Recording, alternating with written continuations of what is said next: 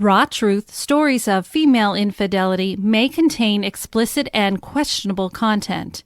The views and opinions expressed in this podcast are those of the individual podcaster Rebecca Adams and are not based on the advice of a licensed therapist, psychologist, or psychiatrist. Listener discretion is strongly advised. Human lives follow many paths, presenting twists and turns and choices never planned, never expected. Temptation, anger, depression, and loneliness all can lead a person to a mistake they can't take back. Facing judgment and isolation, a person can feel very alone. These are the voices of women who have chosen to cheat on their spouses or partners. Hear their stories. This is Raw Truth, Stories of Female Infidelity.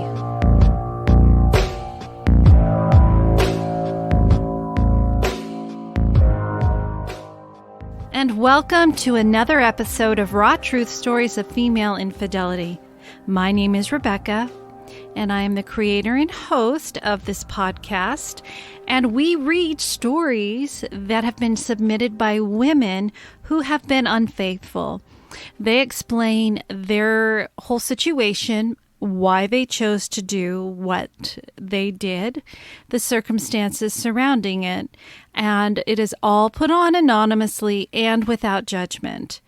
So if you are tuning in for the first time, please understand that this is a podcast that does not condone infidelity, but it also does not judge. This allows women to be able to write out, and it's very cathartic for them to do. It helps them get through, because when people are in situations like this, you can't really talk about it because, for one, you know what you're doing is wrong. And most people do not want to say, oh, I understand, keep doing what you're doing. Because when you talk to a friend or a family member, it puts them in a tough situation. They could be friends with the spouse, and they get put into a really difficult situation of how to deal with it, because now they're kind of in the middle. And so here, this allows people to be able to get it off their chest. A lot of people do say that they wish that they had made other choices, and some women don't. They are very candid and say, you know what, I would do it again.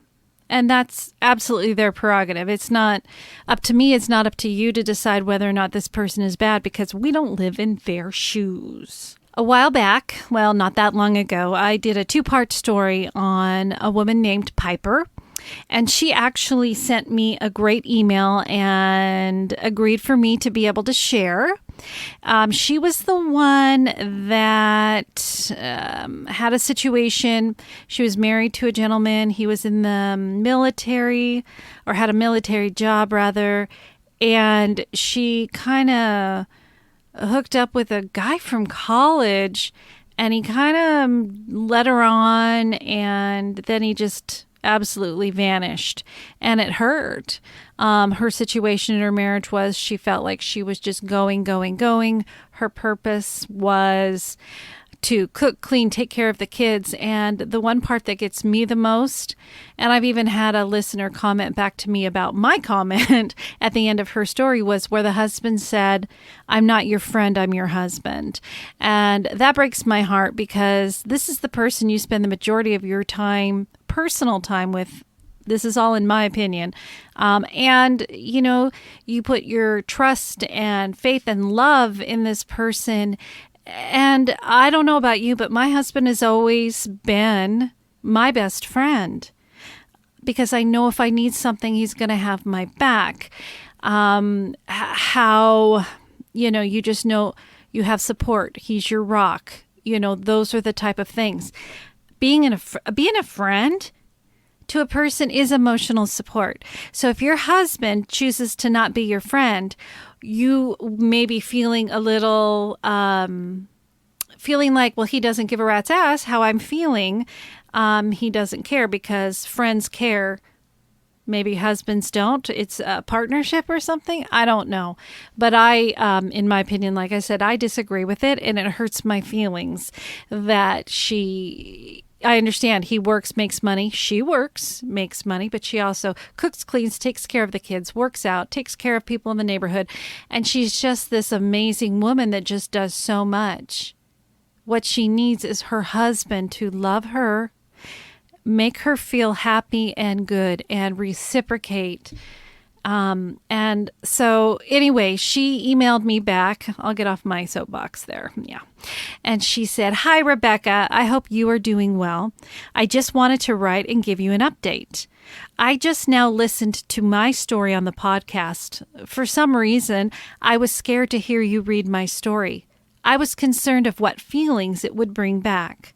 Well, you did a wonderful job, and it was very therapeutic to hear you read my story aloud. Thank you. A little update on my life.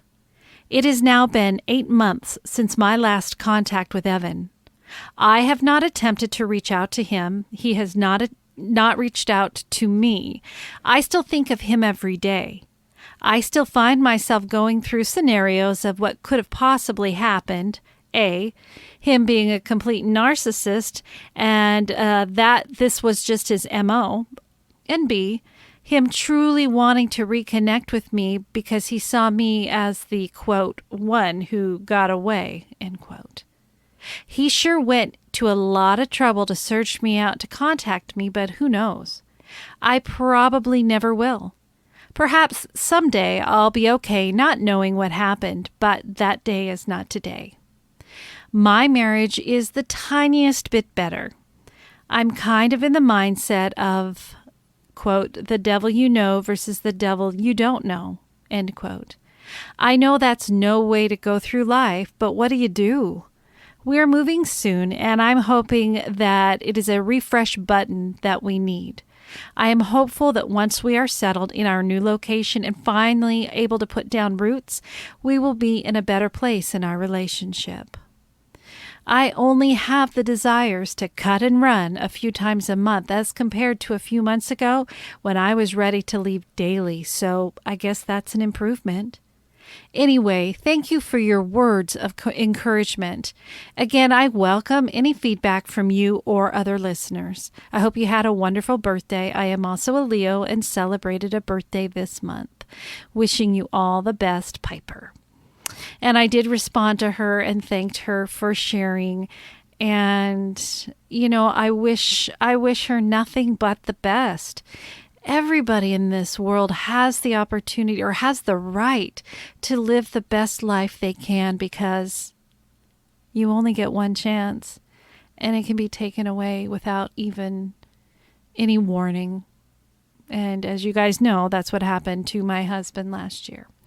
So I think I'm even more heartfelt to want to share, do what you need to do in your life to make yourself happy.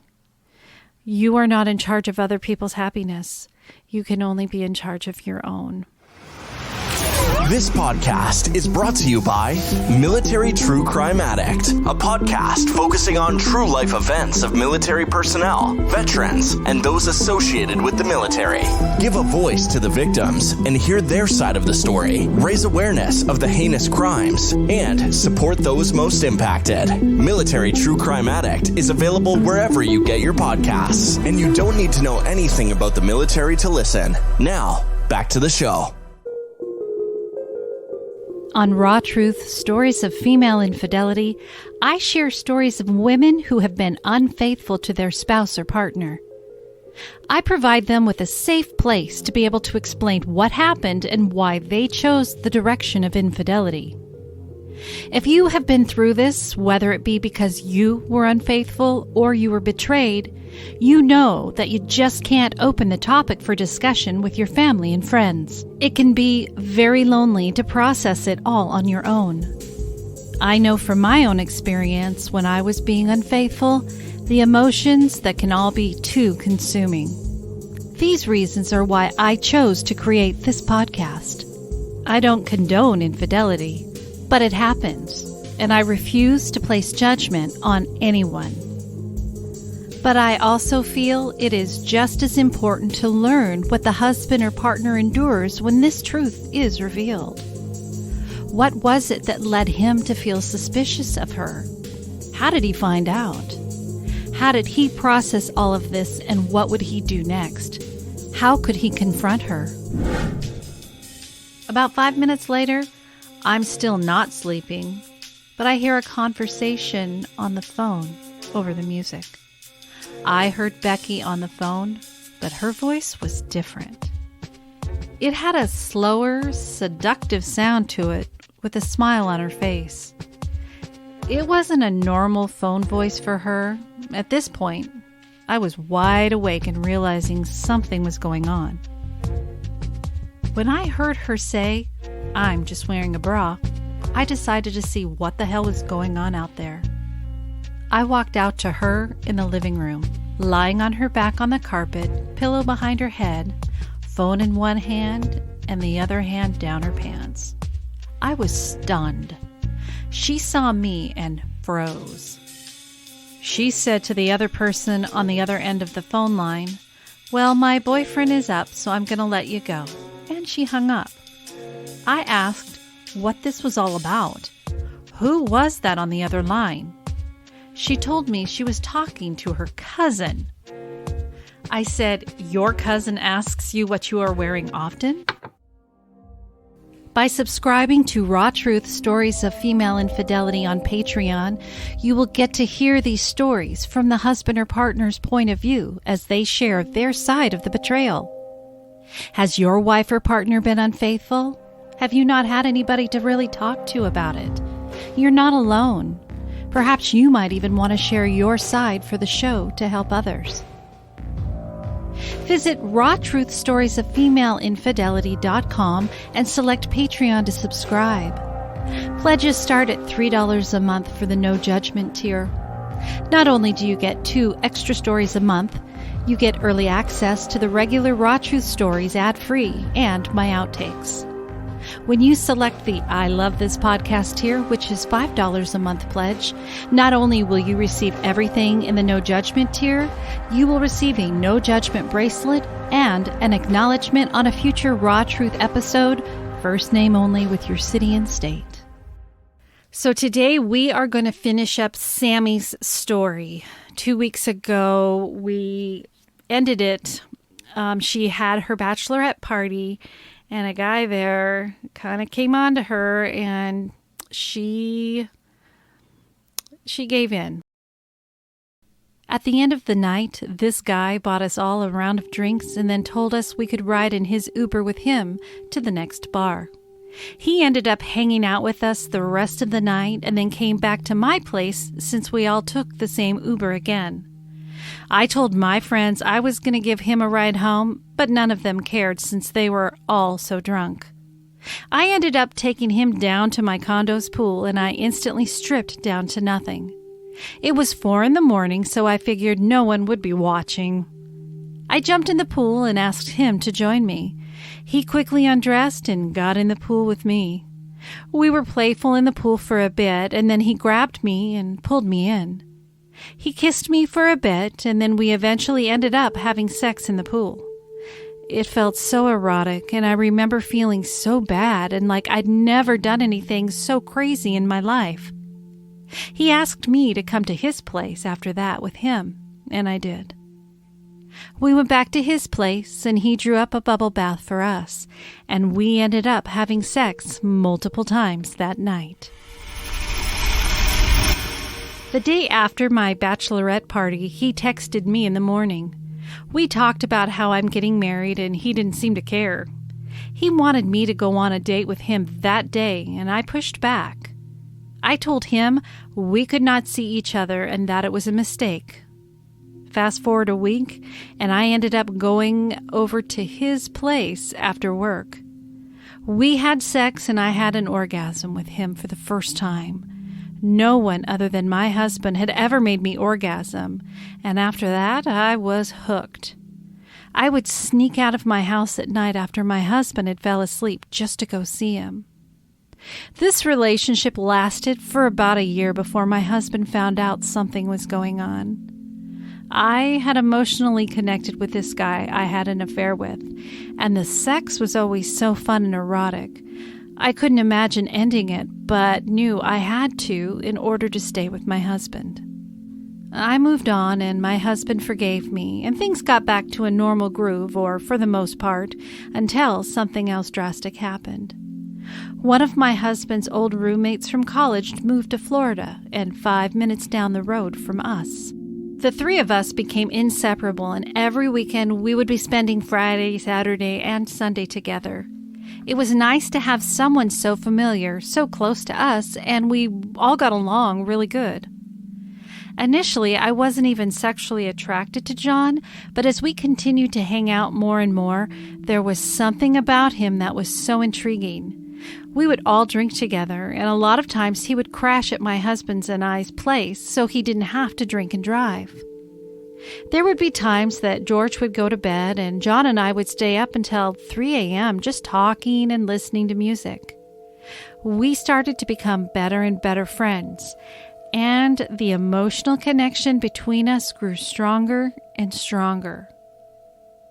I would catch myself staring at his hands and wondering what it would feel like to have them touch me, or thinking about his lips and wondering how amazing it would feel to have his lips on mine. I spent a lot of time fantasizing about him, and I could almost tell he was doing the same. There would be times when I knew the flirting wasn't just playful and it was going a little too far, but I continued to let it happen. Then, after months of this, while we were up late together after my husband had fell asleep, sitting out on our porch, he kissed me. He kissed me and pulled me in closer. I pushed him away for a second, and then I continued to let him have me. We made love outside under the stars and stayed up until 6 a.m. After that, we had sworn to each other that this would never happen again. But it did. It happened over and over and over again. We would spend hours during the workday texting each other and telling each other what we were going to do the next time we saw each other. At first, the relationship felt pretty sexual, but as time went on, I began to fall in love with him, and he fell in love with me. Things between the three of us were increasingly becoming difficult, as I could tell my husband was starting to realize something was off. John started to lash out sometimes when we were all together, and he would constantly send me looks and try to grab me or feel me without my husband seeing. I could tell he was frustrated with the situation, but through it all, I never wanted to leave my husband. After months and months of this, my husband caught us. I was over at John's place one morning having sex with him and spending time with him when it happened. We were making love, and all of a sudden we heard his roommate come home. My phone was out on the counter because we weren't expecting his roommate to come home, and my husband was calling me. His roommate picked up, and George freaked out. We somehow talked our way out of that one, but things were never the same out of that. He told my husband that he was going through a rough time and that I was helping him get through it, and it was his fault for telling me not to tell anyone. George said he believed it, but I think deep down he knew it wasn't true.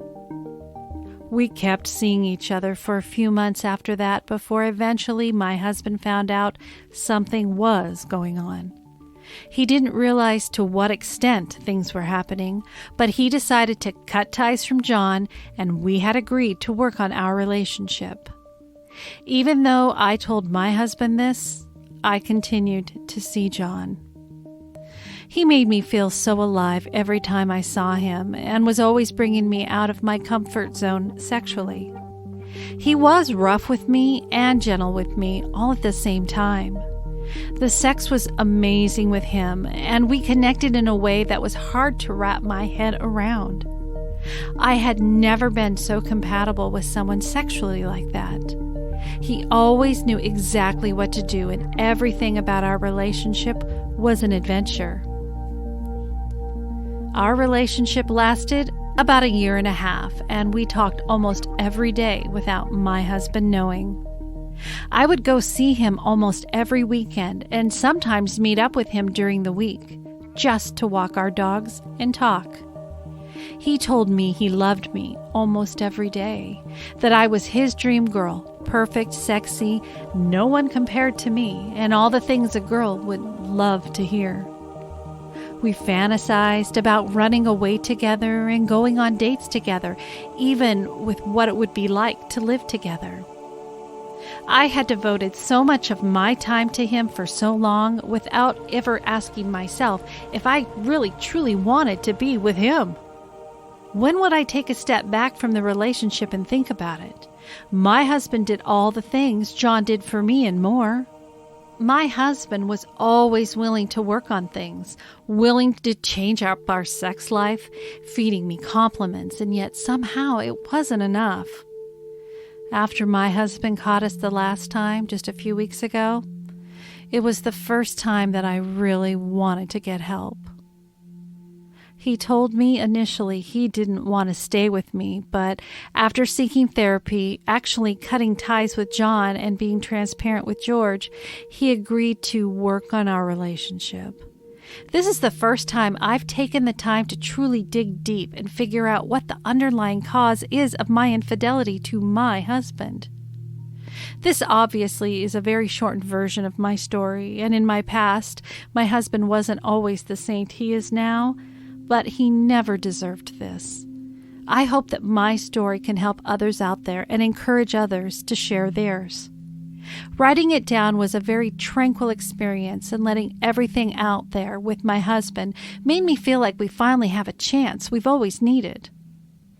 I know it's going to be a long road of recovery for me and my relationship, but this is the first time I'm finally ready to put in the work. If I could go back in time, I would have more respect for myself. I would have figured out a way to be more confident in myself rather than seeking approval from others.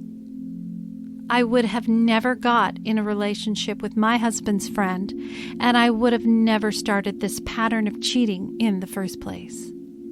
Much easier said than done, and until you are ready to look at yourself in the mirror and make any kind of change, then the pattern will continue to happen.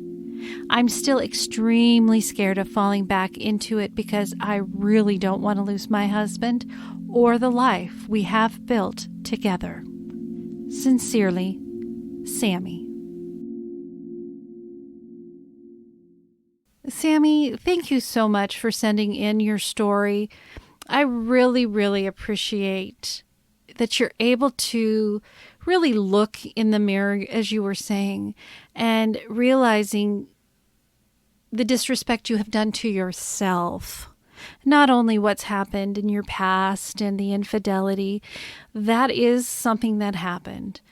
And you have developed this pattern, yes. I was the same way, and I completely understand. But the fact that you are truly, truly wanting this to work out with George, and he has been incredibly understanding and patient. In my heart of hearts, this marriage is meant to be. And, it could be similar to how I was feeling, and a lot of other women may admit it as well. But sometimes we just feel that need, that drive for that excitement. And when you get into a marriage or a long-term relationship, things start to change. Things aren't new anymore, and the day-to-day life and all of that. But some of us still really need to feel that desire, that chase, being wanted. And sometimes even the thought of just being sneaky adds to that excitement as well. And there are a lot of people that don't understand that, but those of us who have similar situations do understand what each one is completely feeling and how it could happen. So I am very proud of you for cutting ties and keeping it going and really focusing on your marriage and being able to really, really work. And what you wrote here was that you said until you are willing to admit that you have a problem and looking at yourself and you want to make a change, you're not going to. And like I said, that happened to me. I just went through the bullshit with therapy with my ex-husband. I didn't want to be with him, but I didn't want to leave him and hurt him and, ruin things. And ultimately, I got back into my bad habits, and we ended up divorcing, and it was not pretty. But I'm happy for both you and George, and I wish you nothing but happiness and success in the future. If you get a chance, please shoot me a message. Let me know how things have gone since you submitted your story. I would love to hear how things have been. No judgment. If things have changed, that's what happens. We are all here to support you and encourage you. So thanks again, Sammi. Before we close today, I wanted to talk to you guys. My Patreon, earlier this month, back in August, I had said if people sign up for the I Love This Podcast Patreon level, it's $5 a month, then they would get the bracelet, the shout out on the podcast, and just in the month of August, a koozie that says no judgment, and on the other side it says seek to understand. Well, I decided I'm just going to throw that in there all the time. So anybody who's currently a Patreon subscriber at the $3 level, if they bump themselves up to $5, I'm going to send them out both the bracelet and the koozie. And anybody who's new to Patreon and signs up for that $5 level will get everything from the $3 level. Which you probably heard earlier in the episode. But I'm also, going to continue with the koozies here until I run out, I guess. But I ordered a bajillion of them at least, so it'll last us a little while. And on that note, I did have quite a few, and to me, like 5 or 6 is quite a few, but sign up for Patreon in the month of August. A couple of them at the $5 and a couple of them at the $3. But one of them, Dennis, out of Albuquerque, New Mexico, he increased from the No Judgment to the I Love This Podcast. And I am sending out his bracelet and koozie. And I just appreciate his support of the show as well as everybody else's. I wouldn't be able to continue on without all of you. So I thank you all very, very much. Also, a very special thank you to today's sponsor, Military True Crime Addict Podcast. I will have a link to their show in my episode notes, so be sure to check them out and subscribe. They would appreciate it, and I would as well. You have been listening to Raw Truth Stories of Female Infidelity. Your support of the podcast is truly appreciated. Be sure to visit my website at rawtruthstoriesoffemaleinfidelity.com to access story guides, subscribe to Patreon for bonus episode of the men's side of female infidelity, and to vote for this podcast to be in the Hot 50 Countdown for Podcast Magazine. To submit your story for the show, share feedback, or if you have a Let's Ponder suggestion, please email it to rebecca.rawtruth@gmail.com or send by snail mail to Rebecca Adams, P.O. Box 821064, Vancouver, Washington 98682. Every story is always anonymous. If you listen on Apple Podcasts, please rate and review the show. Raw Truth Stories of Female Infidelity is produced and edited by Rebecca Adams. You can follow the show on Facebook at Raw Truth Stories of Female Infidelity, on Instagram at Podcast Raw Truth, and on Twitter at Raw Female. Thank you again, and be kind to one another. Be kind to yourself, and always remember, no judgment. Goodbye.